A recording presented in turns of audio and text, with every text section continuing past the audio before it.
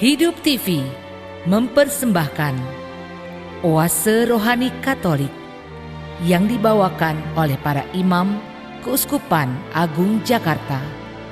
Selamat menyaksikan.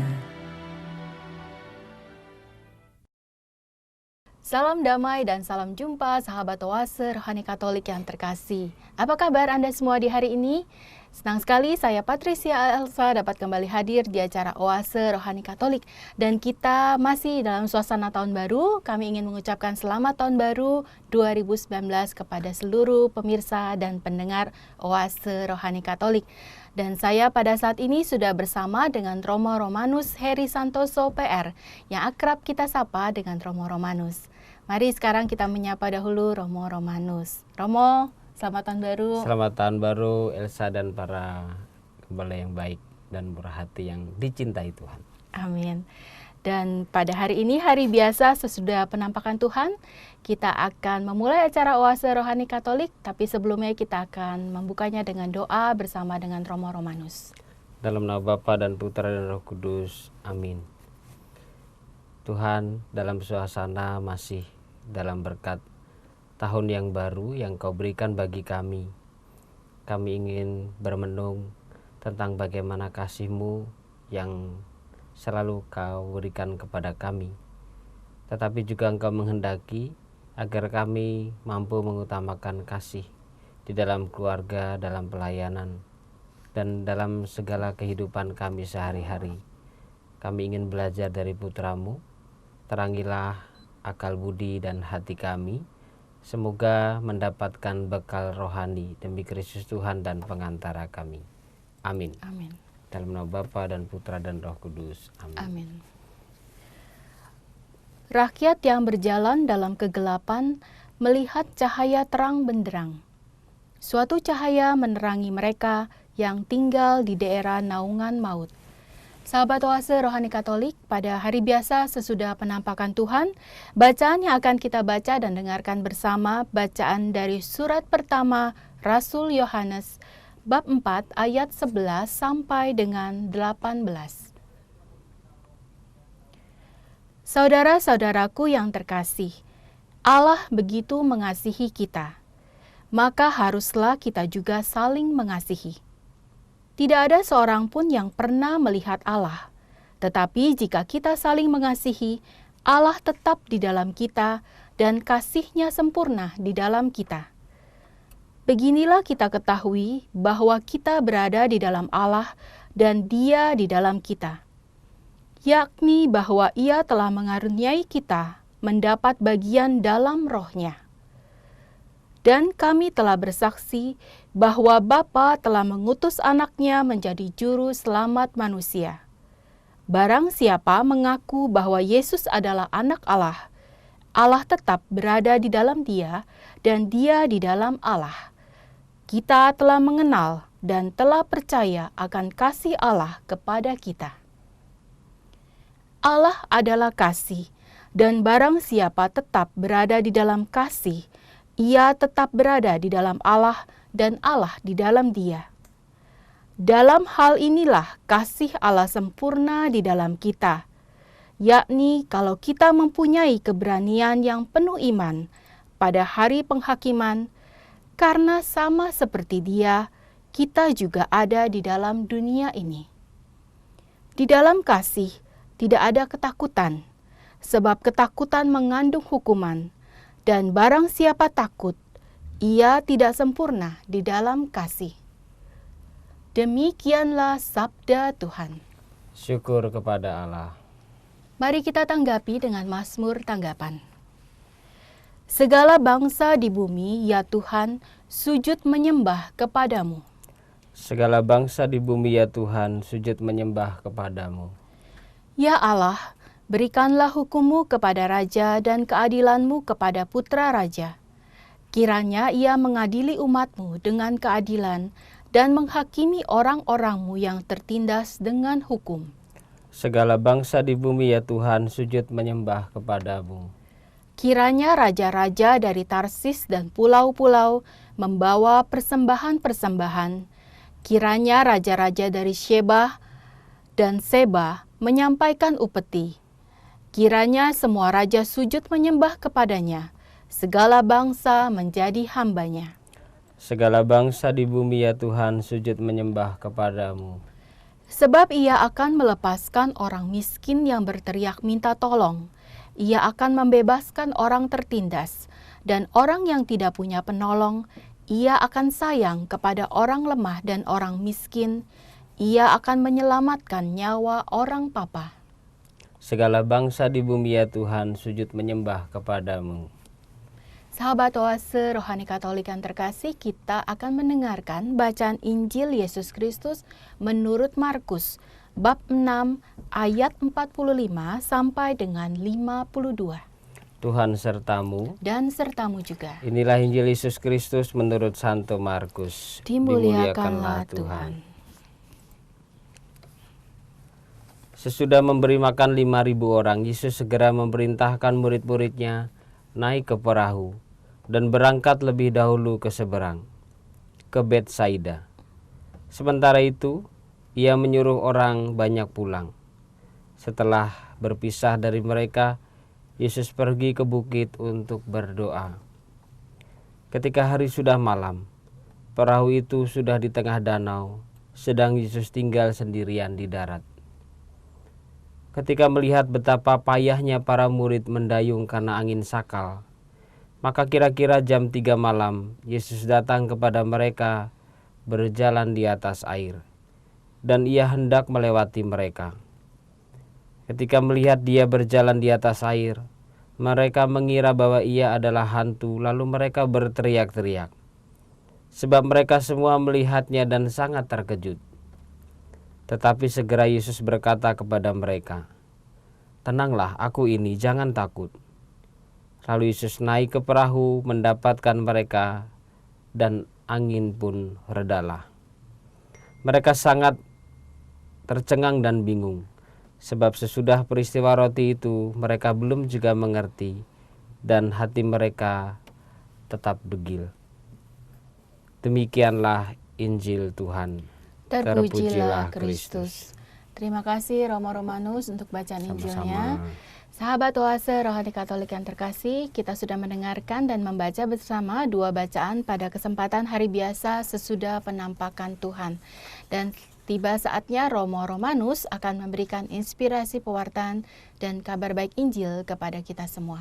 Ya, saya teringat teman-teman frater saya. Jadi saya tinggal bersama dengan frater-frater, mereka ini mendapat perutusan khusus untuk berjalan kaki. Berjalan kaki dari daerah Klender, itu di belakang Wisma Samadi. Karena ada 16, berdasar pada inspirasi kitab Yusi, 2 murid Yesus berjalan menuju ke mana? Emmaus. Jadi berdua-dua. Ini saya bermenung bersama dengan Romo Rudi, satu teman karya di sana. Tidak ada yang namanya ngerjain, tidak yang namanya mau sok-sokan, mau hebat-hebatan. Bukan tempatnya di situ, karena ini juga sebuah perutusan, dan kalau bahasa saya ini juga anak orang. Jadi tetap kami balut dengan doa. Supaya mereka juga bukan hanya mendapatkan keselamatan, tapi bisa menemukan Tuhan. Jaraknya ini ya tergantung ya siap, tapi ini kan jalan kaki ya. Ada yang kalau saya ceritain, bisa ya Romo, jauh loh itu Romo, karena memang diutus berdua-dua. Ada yang ke arah 2 gereja di daerah Purwakarta, itu kurang lebih kalau kami persiapan hitung di Google Map itu 86 kilo. Dan kami minta PP 86 kilo. Satu hari? Diberi waktu dari hari Senin sampai hari Sabtu sebenarnya. Tapi mereka, bagi saya dahsyat, mereka ini hari Jumat malam sudah sampai semua tuh, sebagian besar. Purwakarta, ada yang mungkin Elsa pernah berziarah ke sana juga, ke Gua Maria Kanada Rangkas Bitung. Itu lumayan, itu 98 kilo. Sampai naik ke Gua Marianya juga. Mereka sampai di Gua Marianya, Wow. kemudian mampir di salah satu gereja terdekat di situ, gereja Ya. Katolik. Maka kami balut dengan doa sebelum mereka berangkat pagi. Romo Rudi memberi perutusan, diberkatin supaya mereka tapi kan anak-anak muda semangat kan, Mm-mm. dan persis mereka tidak boleh membawa apa-apa, pakaian juga secukupnya. Kemudian kami siapkan amplop. Mm-mm. Mereka sebenarnya tidak tahu isinya uangnya berapa. Tapi istilah kami supaya untuk memacu, amplop isinya uang ini boleh kamu pakai kalau keadaan mendesak. Ya. Istilah saya, kalau seandainya nyawamu mau hilang baru pakai.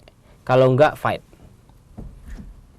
Nah, anak-anak muda kan ditantang gitu kan. Wah, berani. Terus ada yang makan gimana Romo? Ya sudah, kamu berjuang, kamu laksana seperti seorang musafir Ya. berziarah, makan ya diusahakan bagaimana kamu caranya dapat. Nah, itu perjalanan dimulai, dan setelah itu mereka pulang. Itu bagi saya banyak cerita yang menarik lah. Misalnya Selamat Romo. semuanya selamat 16. Itu benar, ketika mereka datang itu lega gitu ya. Iya. Lega itu bukan berarti hanya selamat sampai di tempat, tetapi membawa sebuah kisah. Ya. Misalnya hal sederhana, mereka ketika berjalan kaki terus lapar, haus gitu ya. Kan ada beberapa yang melawan rasa gengsi. Mm-mm. Makan tuh gengsi. Kalau saya mau gengsi terus, Iya. nggak dapat makanan. Ada yang minta ke warteg, ada yang hebat loh bagi saya. Ada yang sampai beberapa mintanya di KFC. Oh, hebat ya. Oh ya? Bagi saya pas dengar, wih, ini bukan hebat bahwa, ini saya bilang gini, ini kamu punya nyali, Iya, berani ya. atau yang kedua ini seleramu tinggi nih. Enggak Romo, sebenarnya ya pokoknya kami coba gitu. Maka dia sempat di KFC itu sempat ada drive thru gitu. Heeh. Terus berdua diskusi, gimana nih, minta enggak? Ya udah lu aja deh, lu dong gitu. Lu dong, ntar gantian gitu. Nah, itu ngelawan gengsi loh, Iya. melawan diri sendiri, melawan rasa malu, berhadapan dengan rasa lelah. Tapi mereka bagus, aku yakin ini bukan selera, tetapi mereka bilangnya gini, Mbak, boleh nggak Mbak minta nasi? Hmm. Mbaknya sempat kaget, hah, nasi doang? Iya nggak apa-apa Mbak, sama air aja, air putih. Mau ayam? Ditawarin sama mbaknya. Terus kamu bilang apa? Ya agak malu-malu sih Romo, tapi boleh kalau saya dikasih, dikasih. Ah. Jadi nasi 2, ayam 2, Iya. minumnya Pepsi. Waduh. Waduh. Lalu dia duduk di pojokan sebelah sana, saya duduk di pojokan. Romo diliatin sama mbaknya, mungkin mereka juga pikir, ya ampun, yang satu putih, yang satu keling kan. Hmm. Tapi ya sudahlah. Tapi dalam perjalanan itu, misalnya terkait dengan kebutuhan untuk mengisi perut dan dahaga, lebih untuk cari tenaga kan sebenarnya. Iya. Nah, mereka berefleksi sederhana itu, Elsa dan para pendengar Oase Rohani Katolik. Dia bilang, Romo, masih banyak orang yang baik Hmm. dalam perjalanan. Walaupun beberapa kali ditolak. Ya. Ditolak wajar kan, misalnya pagi-pagi Romo, udah lapar, ada tukang jualan roti. Pak, boleh nggak minta rotinya? Hah, minta roti pagi-pagi, kerja dong gitu. Itu awalnya, aduh, iya juga ya Romo ya, pagi-pagi masa minta-minta. Tapi itulah. Iya. Tapi dalam pengalaman itu tidak terlalu cepat, maksudnya langsung ngomong tentang yang rohani, wah Tuhan campur tangan, ini enggak. Iya. Tapi mereka mengatakan, Romo masih banyak orang baik yang membantu kami sampai kami dalam perjalanan, sampai ke gereja, pulang lagi. Itu adalah tangan-tangan orang-orang baik. Maka Elsa dan para pendengar Oase Rohani Katolik, saya menerjemahkan bacaan pertama dari Rasul Yohanes ini kan agak lumayan ribet ya bahasanya. Iya. Bicara tentang Kasih. ya kasih. Tidak ada seorang pun yang pernah melihat Allah, tetapi jika kita saling mengasihi, Allah tetap di dalam kita dan kasih-Nya sempurna di dalam kita. Itu. Maka saya menerjemahkan semoga secara sederhana, kasih itu konkret. Teman-teman frater saya mengalami kasih Tuhan, tentunya mereka mengatakan ya memang susah ya Romo, ya Tuhan. Besok lah kalau udah mati baru lihat Tuhan. Kalau dalam kitab suci Mazmur, mata dengan mata kita bisa melihat. Tetapi sebenarnya konkret loh Romo, ketika kami susah, capek, lelah, bahkan ada yang putus asa. Oh ya. Sampai putus asa itu sampai, terus saya bilang kan, terus putus asanya apa tuh yang kamu rasakan dalam hati? Iya nih Romo-Romanus ngerjain kita kali ya. Sampai apa-apaan sih ini kan kita mau jadi Romo ya, tapi kalau kayak gini terus gitu bergumul. Yeah. Tetapi mereka menemukan masih ada pribadi-pribadi yang baik, dan akhirnya mereka bermendung, oh iya ya ini campur tangan Tuhan nih. Tuhan yang susah dilihat dengan kasat mata tetapi real ditemukan. Ya itulah kasih. Maka dalam surat pertama Rasul Yohanes, saya memang mencoba merenungkan di bagian ayat 12 itu. Tetapi jika kita saling mengasihi, Allah tetap di dalam kita dan kasih-Nya sempurna di dalam kita. Nah, ini bukan hanya mereka merasa dikasihi oleh orang yang ada di luar mereka berdua, tetapi dua orang ini ketika berjalan, ini kan belajar saling mengenal nih. Yeah. Yang satu pengennya cepat, yang satu lelet amat sih, lalu tetap harus nunggu. Dalam perjalanan hari kedua, yang satu kakinya udah lecet. Iya, udah lelah banget lah. Yang satu masih fight, harus cepat sampai. Bagaimana menghargai temannya? Itu teman seperjalanan seperti itu. Ada yang sampai bilang, iya ya Romo, saya baru sadar tuh hari ketiga. Idealisme saya itu dihadapkan dengan situasi yang nyata. Saya berjalan gak sendirian. Di satu sisi kadang jengkel juga dengan teman seperjalanan saya, tapi ya udah saya berjalan gak sendiri. Bukan hanya mendapatkan kasih dari luar, tetapi bagaimana ya udah saya harus mencintai temanku apa adanya. Walaupun saya merasa dalam kondisi fisik dan psikis kuat, tetapi sahabat saya harus butuh bantuan. Nah, itulah kesempurnaan kasih bagi saya di situ ya. Yeah. Maka saya dengan Romo Rudi juga ya dengan cara kami lah. Hari pertama saya bawa dalam doa. Saya sempat terbayang lagi ngapain ya anak-anak ya. Semoga dapat makan. Ada rasa apa ya? Jadi nggak bisa dipantau ya Romo? Nggak bisa. Tapi saya minta handphone juga nggak bawa mereka? Nggak ada. Oh. Yang paling utama mereka membawa kartu tanda pengenal, KTP pasti. Lalu kami buatin surat jalan. Yeah. Surat ini boleh dipakai kalau seandainya memang mendesak ya. Kalau enggak kamu berjuang. Gitu. Dan itu ya hari pertama, kedua selalu kami bawa dalam doa. Saya minta nanti kalau seandainya kamu sudah sampai sana di gerejanya, kamu entah caranya gimana lah ngubungin saya bilang. Supaya saya bisa meyakinkan, oh sudah sampai, lalu akan saya kontrol nih. Tanya kondisi fisiknya gimana, masih bisa mampu jalan pulang enggak, kalau enggak silakan mereka putuskan bagaimana. Yeah. Memang tidak semua PP jalan kaki.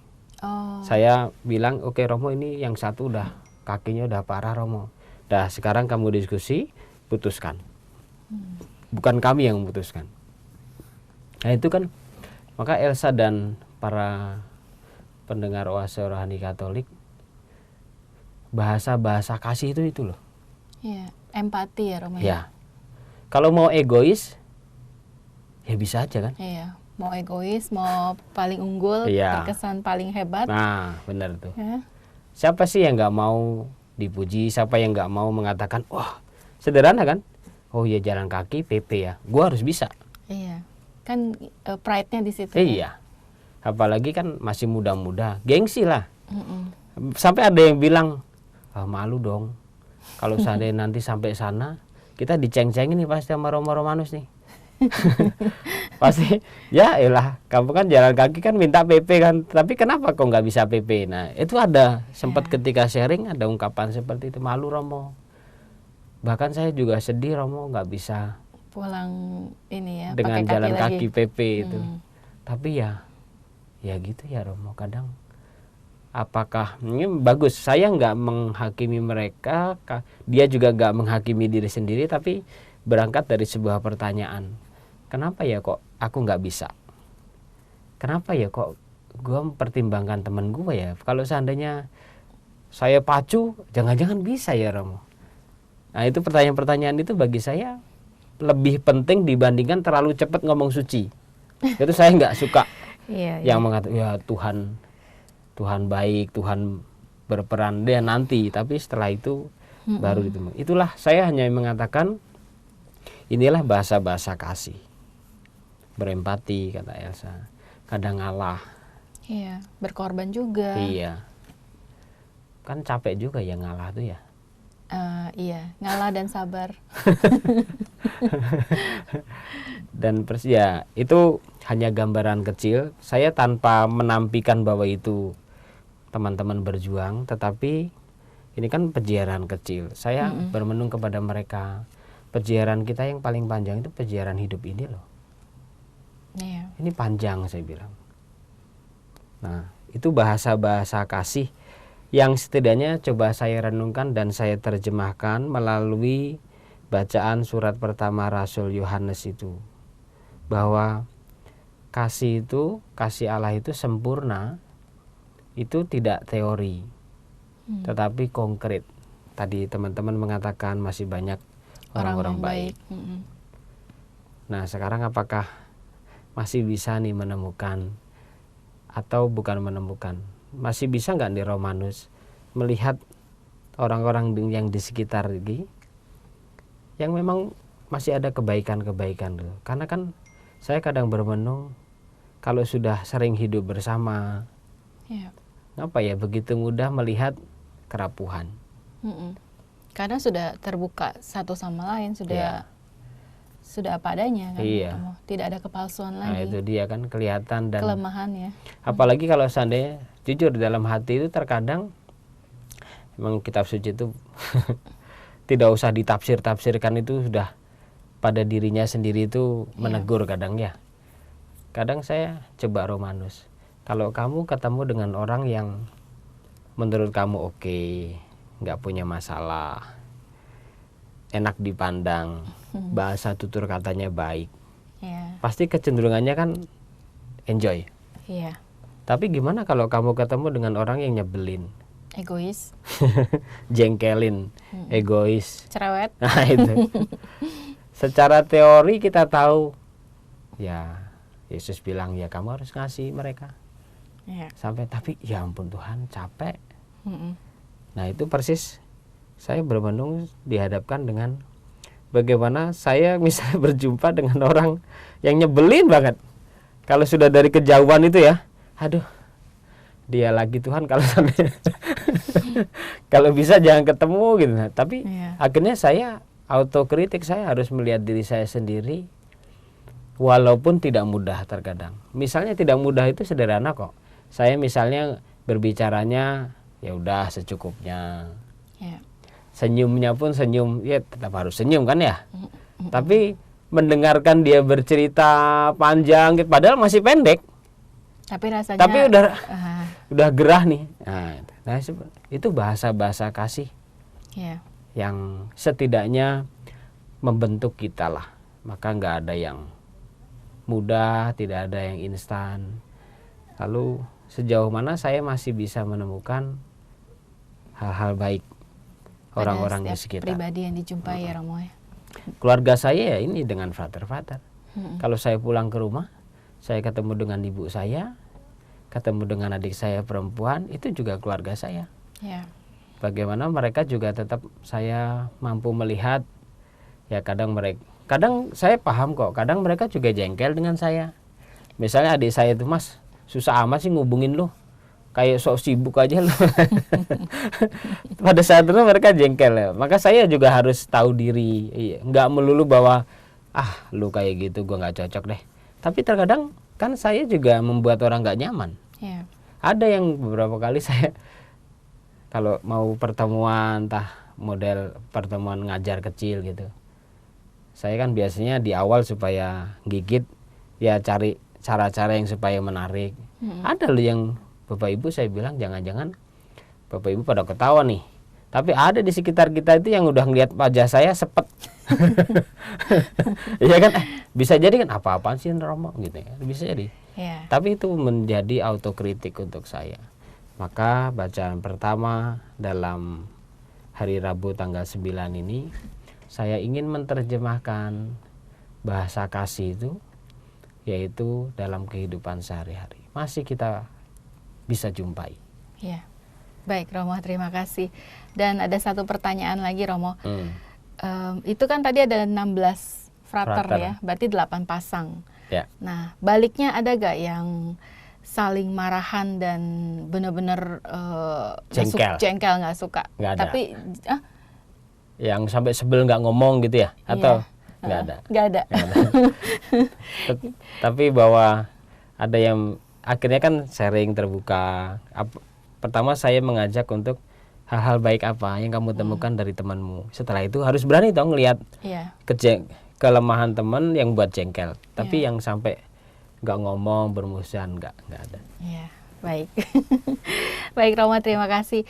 Dan sahabat Oase Rohani Katolik yang terkasih, kita sudah mendengarkan inspirasi pewartaan dan sharing yang sangat menarik dari Romo Romanus. Tapi kita akan jeda dahulu, kita akan kembali sesaat lagi. Tetaplah di acara Oase Rohani Katolik. Hidup TV mempersembahkan Oase Rohani Katolik yang dibawakan oleh para imam Keuskupan Agung Jakarta. Selamat menyaksikan. Terima kasih Anda masih bersama dengan kami, sahabat Oase Rohani Katolik yang terkasih. Masih bersama dengan Romo Romanus Heri Santoso dan saya Patricia Elsa. Dan kita akan lanjutkan pembahasan dari bacaan pada hari ini. Dan sekarang kita akan melangkah ke bacaan Injil dari Injil Markus bab 6 ayat 45 sampai dengan 52. Kabar baik apa yang dapat Romo Romanus sampaikan kepada kita? Ya. Ini lanjutan dari Yesus memberi makan 5.000 orang. Ini versinya Markus ya. Kalau Matius kan ada satu versi yang lain, Yesus memberi makan 4.000 orang. Ya. Ini yang 5.000 orang, sisanya berapa bakul? 12 ya Romo. Nah, kalau yang 4.000 orang sisanya berapa? Itu kayaknya nggak dikasih tahu bakulnya. Oh iya. Sisanya. Ini yang 5.000 orang kalau menurut versi Injil Matius sih kan? Itu yang ada 5 ikan, 5 roti dan 2 ikan. Ya. Yang 4.000 orang itu nggak ada bakul-bakulnya Romo. Nggak tapi ketahuan. tetap ada sisa. Ada sisa. Ya, tetap ada sisa. Saya juga, sebenarnya saya sempat baca-baca tuh Elsa dan para sahabat Rohani Katolik. Karena kalau tetap ya, saya juga mengatakan bacaan kitab suci itu memang harus direnungkan ya. Tetapi tidak melulu diam terus bermeditasi. Tapi pada saat tertentu harus punya keberanian buka-buka buku. Oh, maksudnya buku tafsir itu ya. Itu tetap penting bagi saya. Dari Romo Gianta yang sempat saya baca itu, beliau bagus tuh. Beliau mengatakan 2 versi yang menceritakan Yesus memberi makan, entah berapa orang itu. Tetapi kenapa beliau mengatakan pasti di bagian terakhir selalu ada kata sisa tuh. Sisa sekian.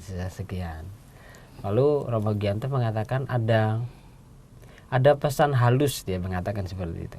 Sebenarnya dari kisah itu atau kisah-kisah itu ada pesan halus yang ingin disampaikan kepada kita para pendengar. Kenapa ada ungkapan sisa? Entah 12 bakul atau berapa. Kalau 12 bakul ini pasti kemungkinan besar para pendengarnya adalah orang-orang Yahudi. Karena ada 12 misalnya Suku Israel suku itu ya. Israel. Jadi warna di situ cukup kuat. Tetapi yang 4.000 orang ini mau ditafsirkan bagaimana? Lalu beliau mengatakan kemungkinan para pendengarnya pasti sebagian besar bukan orang-orang Yahudi. Berarti diaspora. Ya, diaspora. Ketika saya membaca, oh bagus juga ya, sebuah tafsir yang sederhana. Tapi beliau lagi meneruskan, dia mengatakan sisa itu ada pesan halus untuk mengatakan bahwa ini harus dibagikan loh, gitu loh. Romanus, kamu udah kenyang nih, kamu udah dapat nih, masih ada loh ini.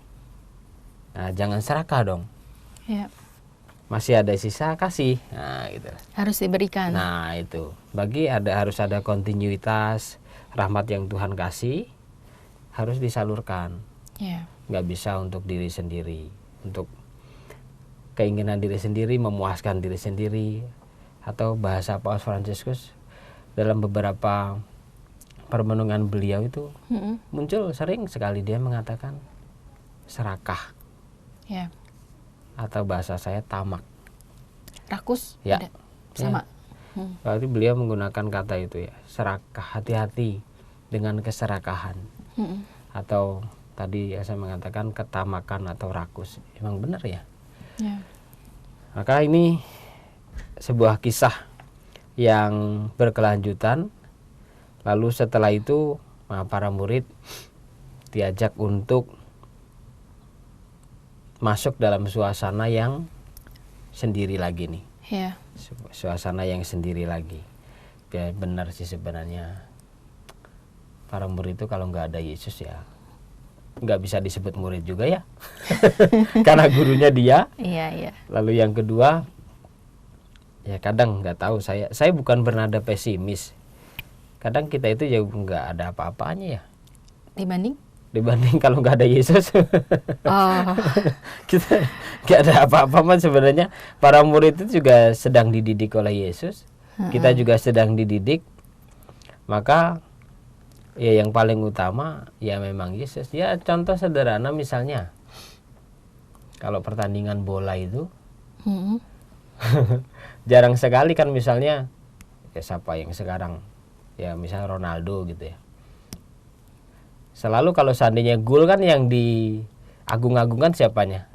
Ya, strikernya kan. Wow, yang masukin siapa? Nggak ada yang bilang yang ngoper siapa ya? Atau kaptennya siapa? Pasti striker itu di satu sisi kalau seandainya dia masukin, wah, euforia untuk memuji dia besar. Tapi jarang sekali kan, pada ada gelandang, ada sayap kiri, itu kan punya peran tuh masing-masing. Demikian juga ya sudah, memang mau nggak mau ya Yohanes Pembaptis memang benar sih, bahwa ya biarkanlah aku semakin kecil, dia semakin besar. Memang itu memang iya ya. Memang mau tidak mau seperti itu, memang Yesus yang harus diagungkan. Maka dari itu para murid setelah, nggak tahu ya, saya ini dalam kontemplasi saya nih, Elsa dan para sahabat rohani Katolik. Jangan-jangan ini ada juga beberapa murid yang nggak sok-sokan nih. Sok-sokan tuh maksudnya, wah ini nih saya kan muridnya Yesus. Nih kalian banyak tuh, tak kasih makan tuh, saya terlibat. Wah, bisa jadi ada yang agak songong-songong gitu kan. Yang merasa bahwa aku. Padahal kan siapa? Ya, orang berkumpul itu juga karena Yesus. Iya. Bukan karena murid. Bukan karena murid kan. Itu yang membantu kemungkinan. Walaupun nanti di akhir itu akhirnya mereka belum paham tuh. Elsa dan para sahabat rohani kan hati mereka tetap degil. Belum paham tuh. Memang butuh waktu kok. Maka dari itu setelah peristiwa memberi makan itu, kenapa ya Yesus selalu polanya, saya menangkap pola ini. Setelah itu mereka diajak untuk pergi, berkumpul lagi, menjauh dari orang kalayak ramai, bersatu lagi dengan kelompoknya. Tapi Yesus menyendiri tuh. Yesus menyendiri. Sementara itu ia menyuruh orang banyak pulang. Setelah berpisah dari mereka, Yesus pergi ke bukit untuk berdoa. Ketika hari sudah malam, perahu itu sudah di tengah danau, sedang Yesus tinggal sendirian di darat. Ketika melihat betapa payahnya para murid mendayung, nah mulai kan dihadapkan lagi dengan masalah. Tadi bisa jadi wah, mereka siapa yang nggak dipuji kan ya? Berhasil, yang lapar bisa makan cukup atau kenyang. Pasti banyak lah, saya yakin bukan hanya Yesus yang dipuja dan dipuji, tapi para murid juga pasti dapat sabetannya ini. Wah, Andreas hebat ya kamu ya. Ikutan keren, Romo. Iya dong. Padahal bukan siapa-siapa, maka kadang saya juga bermenung ya. Maka ibu saya, berulang kali saya ingat ibu saya ketika saya mau tabisan pakai bahasa Jawa sebenarnya, yo kok iki dadi Romo. Rona nggak eneng beda nih. Kamu jadi imam itu nggak ada bedanya sebenarnya. Bedanya kalau pakai jubah aja sih, Romo. Iya. Ya lebih putih aja jubahnya.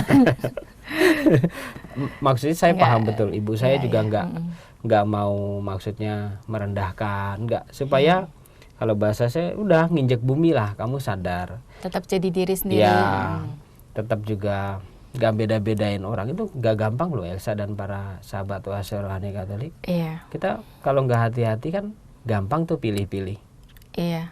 Pilih-pilih umat juga gampang. Iya, sangat mudah sebenarnya, itu kan godaan dalam tahap-tahap tertentu. Contoh dari penampilan fisik aja.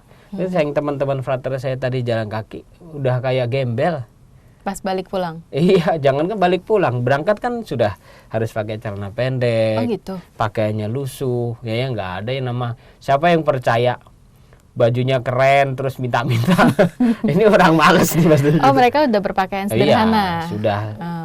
Kami minta yang super sederhana sebenarnya, udah bolong-bolong ya nggak apa-apa gitu. Jadi pakai sandal jepit juga? Iya. Oh. Pakai sandal jepit mereka sebagian besar, atau sandal gunung gitu loh. Tapi kan yang sudah dipakai lama.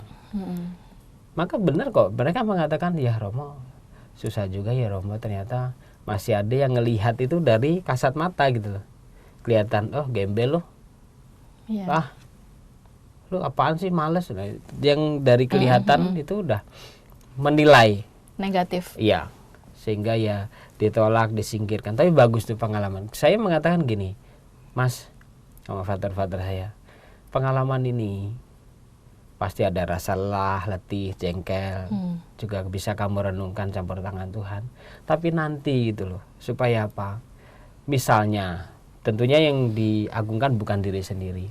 Nanti kalau seandainya kamu entah tugas di paroki, sedang merenungkan bacaan, lalu sesuai dengan pengalaman ini, nggak usah diceritain semua, tapi ambil aja satu potong. Satu potong. Itu kan bisa, contoh sederhana misalnya Bapak Ibu dulu, ya 7 tahun yang lalu masih tingkat awal, saya diminta berjalan kaki dari Jakarta Timur, Klender ke Purwakarta. Itu kan udah jauh juga ya, nah, gitu. Hal yang sederhana tapi kamu ambil satu potong dan persis pengalaman mereka dinilai dalam perjalanan itu nggak bisa dipungkiri. Menjadi bukan pengalaman yang hanya sesaat, tapi menjadi apa ya, di dalam hidup dia akan selalu dia ingat lah. Ya, benar. Ya. Itu, dan bagi saya pastilah ada maknanya. Kalau nggak sekarang, ya nanti pada saatnya bisa. Ya, pelayanan jadi seorang Romo. Ya. Nah itu bagi saya, ya menariknya adalah orang nggak bisa, kita akan dinilai orang dari tampilan fisik kita. Tetapi juga itu bercermin untuk saya pun juga harus hati-hati, jangan sampai mengikuti arus keegoisan diri untuk menilai orang itu dari penampilan luar juga, kasat mata gitu. Supaya ya udah samalah semuanya. Nah demikian juga kemungkinan juga para murid diajak ini oleh Yesus, kumpul dah, kamu sekarang jauh nih dari banyak orang nih, udah nggak ada yang puji kamu, udah nggak ada yang ngangkat kamu, udah sekarang kumpul ya dalam kelompok 12. Nah, lalu setelah itu mereka menghadapi apa tuh? Situasi yang nggak mudah. ketika melihat betapa payahnya para murid mendayung karena angin sakal, dan itu jam 3 malam, Yesus datang berjalan di atas air. Nah sekarang masuk dalam kelompok kecil. Mereka sudah jauh dari pujian, jauh dari banyak orang yang mengagung-agungkan. Nah, imannya sekarang diuji nih. Mau bersandar kepada siapa? Iya. Mau bersandar kepada siapa? Walaupun kisah Markus bab 6 ini kan sebelum-sebelumnya ada kisah Yesus menyembuhkan, dia mengajar. Tetapi juga memahami Yesus juga butuh waktu dan tidak mudah. Nah, dalam situasi seperti itu akhirnya Yesus pun datang untuk membantu mereka kembali. Bagi saya pola yang muncul pasti sudah kita hidupi lah sebenarnya, antara karya pelayanan, kemudian kerja, bukan kerja yang biasa, tapi ya kerja entah di dunia kerja sebagai karyawan.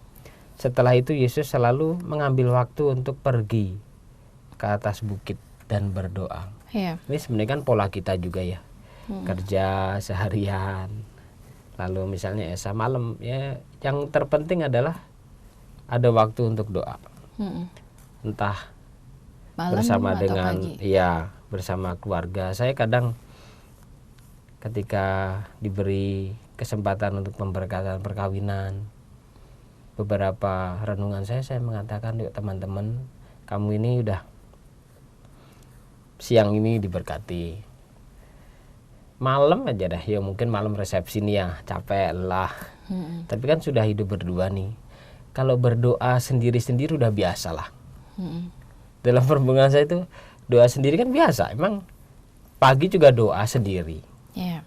malam mau tidur doa sendiri. Apakah memungkinkan? Tapi jangan ditunda-tunda, saya bilang. Mulai malam hari ini saya mengatakan berdoalah bareng-bareng. Berdoa bersama. Ya, doa bersama. Sekarang berdua.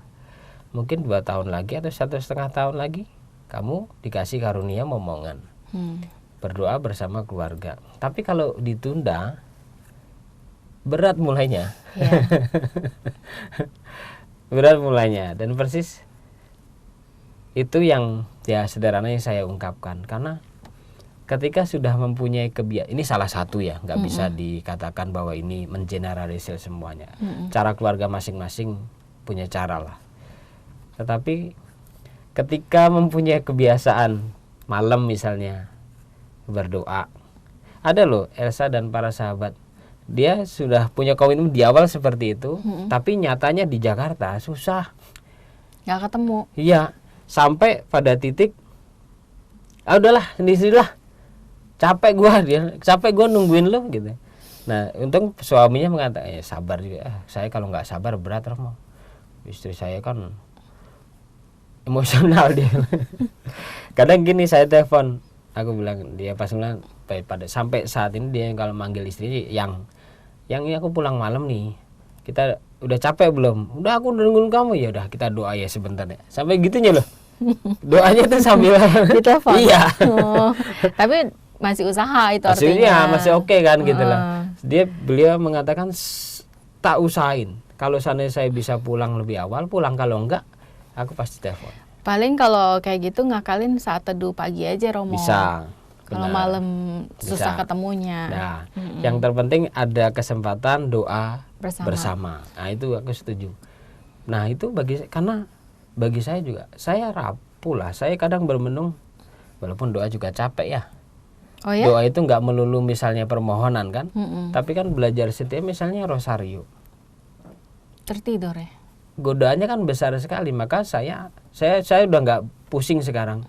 Pokoknya Bunda Maria, aku setelah misa, aku mau duduk diem doa bersama. Udah, nggak mikir mau maksudnya permohonannya apa nggak. Aku mau belajar setia aja.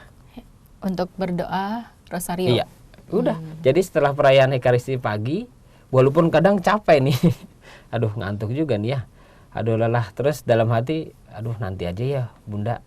Pasti dalam hati mengatakan ada yang iya nanti aja, ngapain kamu doa, ngasih sisa-sisa waktu buat saya. Nah itu godaan tuh, tapi tetap Godaannya juga kadang gini Romo, kalau lagi misalkan contohnya doa rosario ya, kan dalam kondisi capek atau ngantuk gitu, kan nggak konsentrasi gitu kan, mungkin apa doanya tuh bisa keloncat-loncat Iya. atau ini gitu kan. atau Kadang- hilang. Kadang ada kayak ucapan gitu dalam hati, aduh doa kayak gini mana nyampe sih gitu. Ya, ya. Useless itu. gak sih doa kayak gini gitu. Ya. Nah gimana Romo? Kalau saya memaknainya adalah pada saat ini ya, artinya refleksi kan berkembang. Saya mengatakan pada diri saya sendiri, saya bilang sama bunda-bunda, aku mau belajar setia. Kesetiaan itu salah satunya terukur dengan waktu yang memang saya tepati. Saya nggak berpikir tentang saya Didengar kalau atau doa enggak gitu ya? iya, saya tuh kalau doa rosario nggak melulu identik dengan aku punya niatan, aku punya permohonan. Tidak saya identikan dengan itu, tetapi itu mengolah rasa saya, mengolah hati saya, itu yang bagi saya lebih penting. Jadi tidak ada doa khusus atau pribadi di dalam doa rosario itu sendiri. Jadi hanya doa-doa yang itu aja Pada ya. saat tertentu misalnya nih ya, pengalaman-pengalaman yang konkret, Tuhan kok aku tadi malam ngimpi bapak saya ya, kan sudah meninggal. Iya, Nah itu saya bawa. mendoakan. Mungkin bisa jadi saya maknai, oh Tuhan, ya udahlah, karena salah satu pintu yang mudah untuk berkomunikasi ya doa. Iya. Aku bawa. Misalnya adik saya, Mas, aku kok ada masalah ya, mau minta doain ya gitu. Nah saya bawa gitu. Atau saya mempunyai kebiasaan juga yang saya hidupi, saya mendoakan arwah-arwah Oh, setiap hari. Nah itu saya masukin di situ, atau ketika perayaan Ekaristi saya masukin. Pasti selalu saya doa. Bukan hanya arwah-arwah orang beriman, tapi semua arwah yang masih membutuhkan doa, saya doakan. iya. Nah itu membantu mengisi hati saya. Maka doa salah satunya, kan ada yang bilang, emang orang Katolik harus doa rosario ya Romo? Aduh, saya tuh kalau ditanya seperti itu gitu ya, apalagi mengatakan harus gitu. Iya. Aku kadang di hati itu kadang sedih. Saya biasanya menjawab gini, ya kalau seandainya kita terbantu dengan doa rosario, ya kenapa enggak? Memang masih banyak cara doa yang lainnya. Itu salah satu bentuk devosi lah Iya, Romo ya. benar gitu. Nah persis ini pola Yesus setelah berkarya, ambil waktu sejenak, doa. Ya Yesus aja doa loh. Iya, untuk mengumpulkan energi dan juga untuk berefleksi ya Romo. Iya. Itu sangat dibutuhkan sekali, Iya. apalagi saking sibuknya pelayanan dan semua gitu tentang saya, jadi Ya. lama-lama punya kesombongan rohani juga. Benar itu. Ya. Terkadang juga pasti entah Elsa, entah minimal saya juga kadang pada titik tertentu kering loh. Iya. Saya kadang ngasih renungan gitu. Ini ngomong apa ya saya? Karena mungkin seperti kayak rutinitas bisa juga Bisa sih jadi, Romo. bisa jadi. Maka pada saat tertentu setidaknya saya mengatakan gini lah. Saya selalu mempunyai waktu berdua dengan Tuhan. Kadang abstrak kan ya, berdua sama Tuhan apa sih? Kadang tapi bisa saya rasakan ketika saya bawa dalam doa sebenarnya. Yaitu tinggal berdua bersama Tuhan itu diam. Kemudian kalau bahasanya Ignatius Loyola itu ya berdiskresi, Ya. atau melihat hati, atau eksamen Iya, itu kan. eksamen. Nah itu kan penting juga itu. 15 menit Ya gitu ya. nggak usah lama-lama. lama-lama. Bagi saya kan penting. Eksamen kan sederhana. Misalnya siang, Tuhan, aku bersyukur ada hal-hal baik yang aku lakukan, ini, tanpa jatuh pada kesombongan ya. Tapi kok ada yang kurang ya.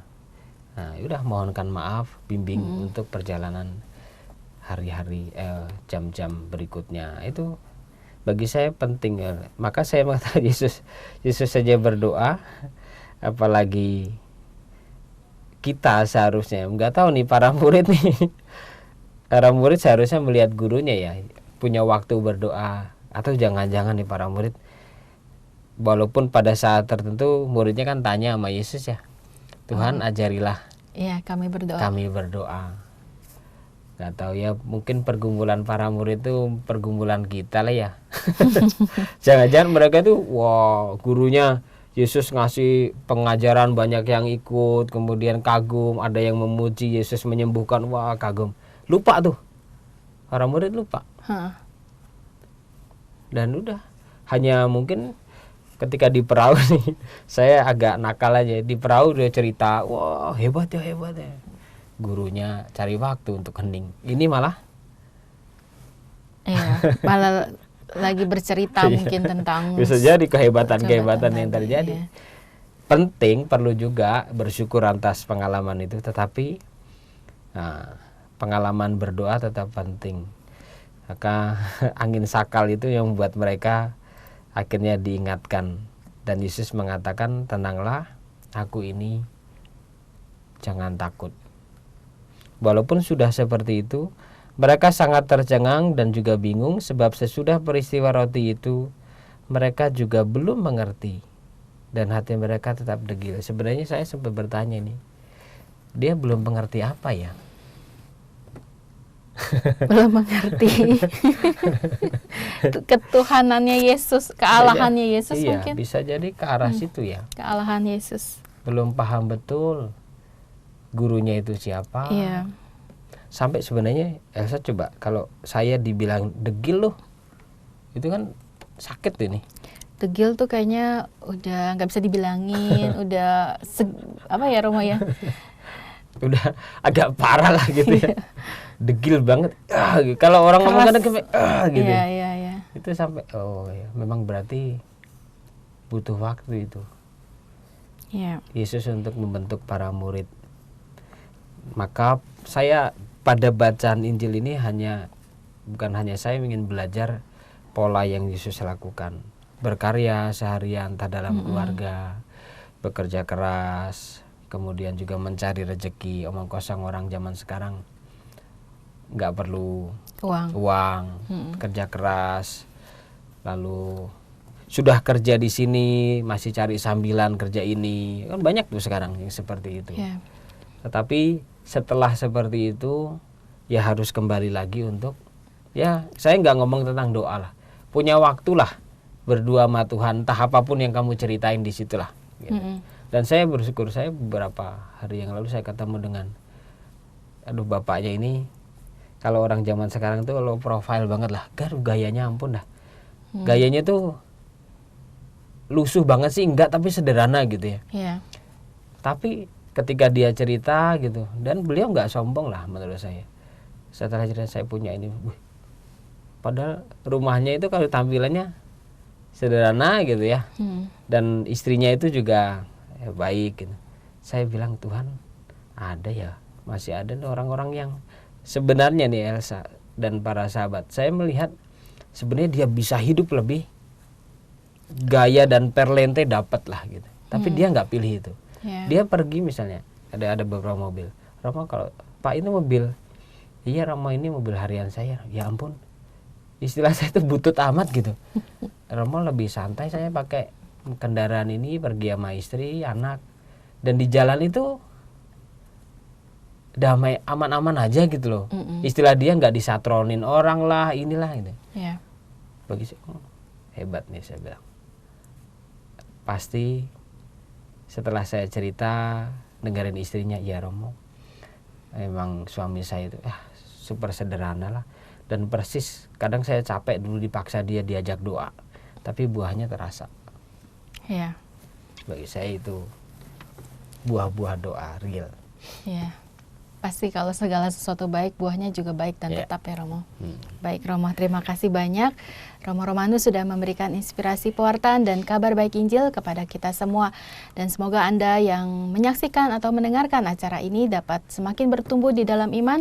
Dan apalagi kita memasuki tahun yang baru, mestinya lebih ada harapan, optimis, dan juga sukacita. Amin. Ya. Baiklah, kita akan akhiri acara ini. Kita akan memohon doa dan berkat melalui Romo Romanus. Dalam nama Bapa dan Putra dan Roh Kudus. Amin. Tuhan, kasih bukan sebuah teori, tetapi sudah kami rasakan dan kami hidupi, kami bagikan. Terima kasih hari ini, melalui pengalaman putramu bersama para murid, setidaknya kami bermenung agar segala jeripayah usaha yang kami lakukan selalu kami balut dengan waktu demi waktu sependek apapun, mempunyai kesempatan untuk mendengarkan suaramu dalam keheningan. Kami belajar berdoa, tetapi jikalau terasa sulit berdoa, kami juga ingin belajar dari para murid yang mengatakan, Tuhan, ajarilah kami berdoa. Semoga pengalaman-pengalaman dalam keseharian kami membantu kami untuk selalu melihat campur tangan-Mu demi Kristus Tuhan dan pengantara kami. Amin. Tuhan sertamu Dan sertamu juga. Berkat Tuhan selalu mencukupkan dalam hidup kita sehari-hari, dalam nama Bapa dan Putra dan Roh Kudus. Amin. Sahabat Oase Rohani Katolik yang terkasih, saya Patricia Elsa bersama dengan saya Romo Romanus. Pamit undur diri, tetap semangat dan mari amalkan Pancasila. Kita berhikmat, bangsa bermartabat. Demikianlah Oase Rohani Katolik yang dibawakan oleh para imam Keuskupan Agung Jakarta. Tuhan memberkati.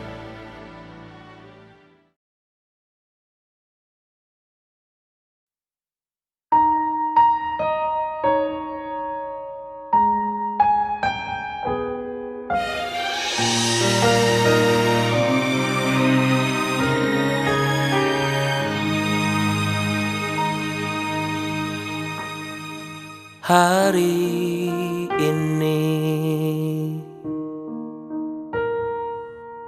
ku berjanji di hadapan altar suci, janji sehidup semati, melindungi cinta dalam untung lara, kasihku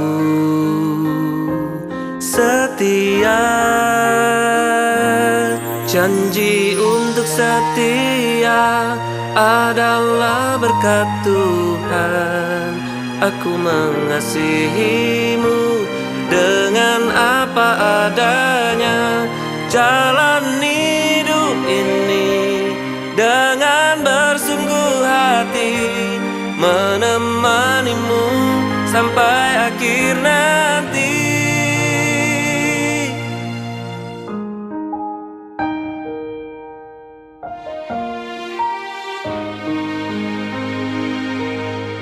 Hari ini, hari suci, ku jalani bersamamu, ku kan setia selamanya, menemanimu selalu dalam untung lara cintaku selamanya, selamanya.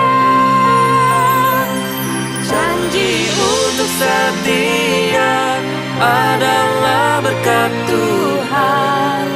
Aku mengasihimu dengan apa adanya, jalani hidup ini dengan bersungguh hati, menemanimu sampai akhir nanti. Janji untuk setia adalah berkat Tuhan. Aku mengasihimu dengan apa adanya, jalani hidup ini dengan bersungguh hati, menemanimu sampai akhir nanti.